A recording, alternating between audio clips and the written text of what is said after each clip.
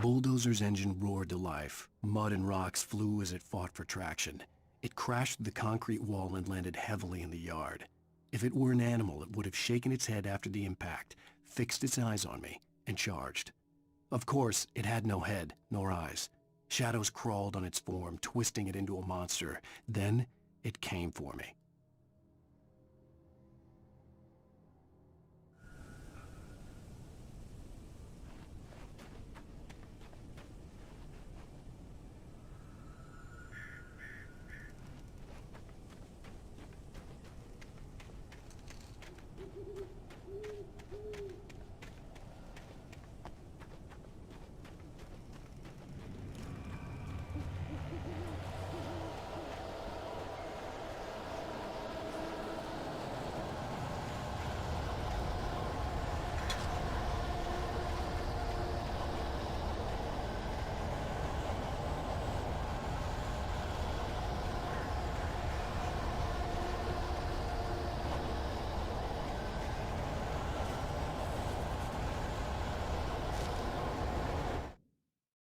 Sarah trusted her gut, and her gut said Agent Nightingale was an asshole.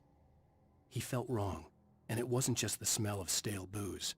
It was in the way he flashed his badge, pulled rank, the look in his eyes when he wanted answers. Where was Alan Wake? What was this about an accident? Where was his wife? And most importantly, why did she let Wake go? He wouldn't answer her questions. Federal business was all he'd say.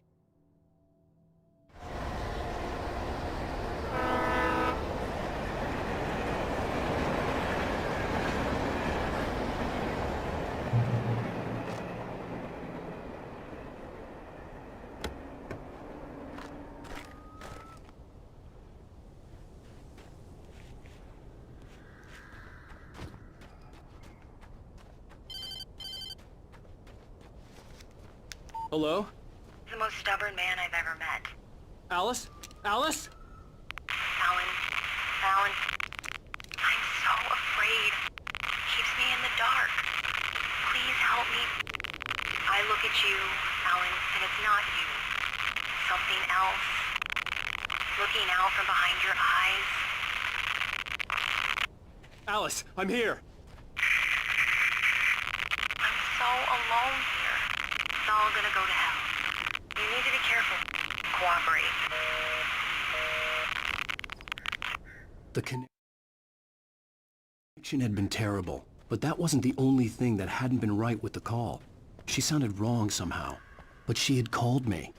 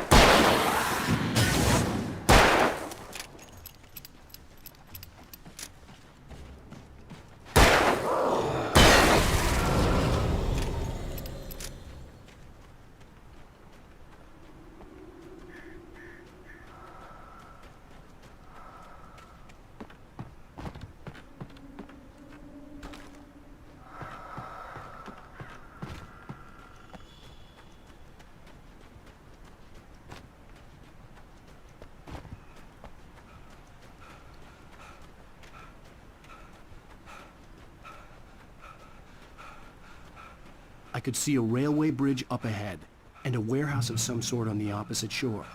I hoped I could find a car from there.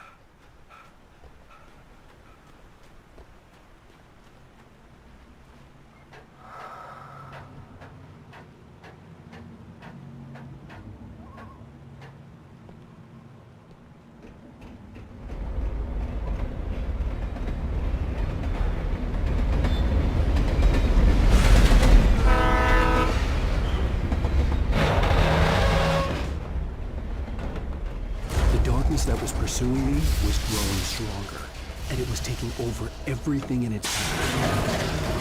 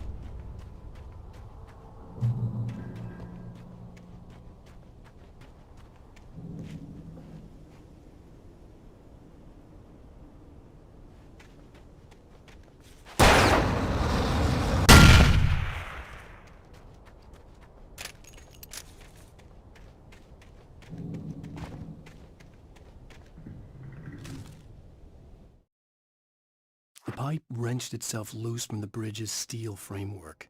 Wrapped in darkness, it floated in midair, twitching. For a moment, I didn't understand what I was looking at. The heavy object lurched at me with impossible force. I threw myself out of the way, but just barely. When I turned my flashlight on it, it shook in a dark rage before it flew at me again.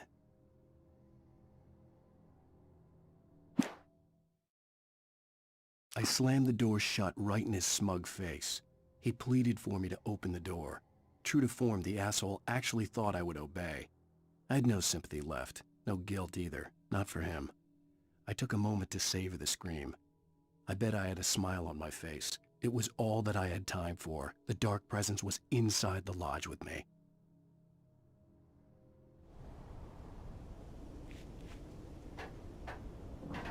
As a teenager, just starting to get interested in writing, Stephen King had been a source of inspiration to me. I thought about all the inanimate objects that had come to life in his books. No one is safe in a good horror story. Certainly not the protagonist. That's what makes them fun. This was anything but. The darkness could possess anything, and it was getting closer.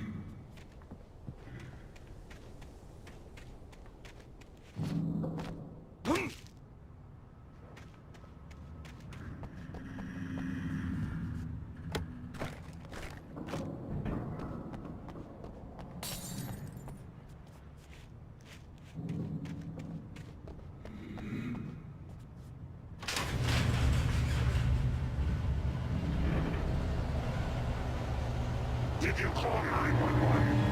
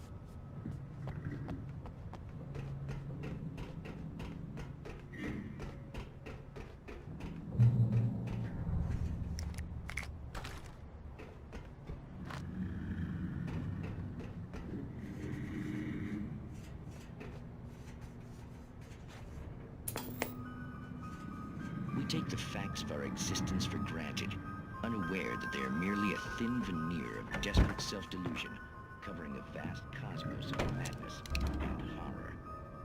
All too often, the stars are right. The darkness surged towards me, sucking everything loose from the ground into its depths, tugging at my clothes. I saw the flare the kidnapper had dropped and threw myself towards it just as I felt my feet leave the ground. The darkness embraced me with the force of a tornado. Somehow I managed to light the flare. The darkness roared and cast me away. I fell toward the dark waters of the lake far below. In Night Springs. Tonight's episode.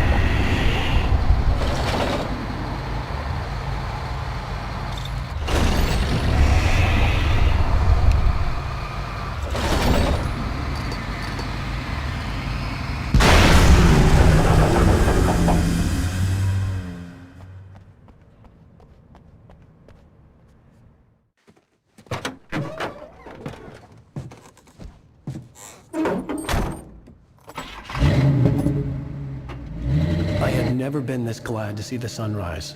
I had a couple of hours to get to the coal mine.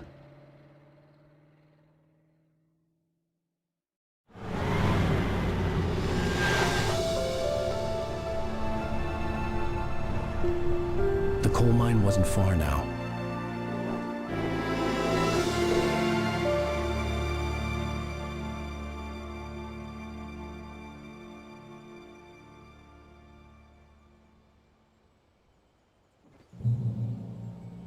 Today, I would meet the kidnapper, and he would give me Alice. I wouldn't give him any other choice.